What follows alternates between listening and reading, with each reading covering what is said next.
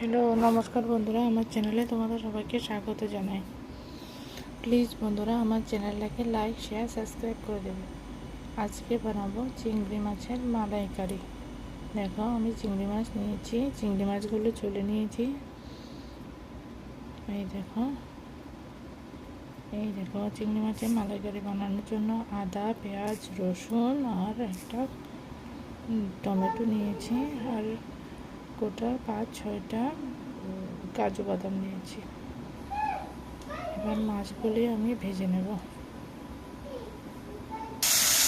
দেখো মাছগুলো নুন হলুদ দিয়ে ভেজে নিচ্ছি।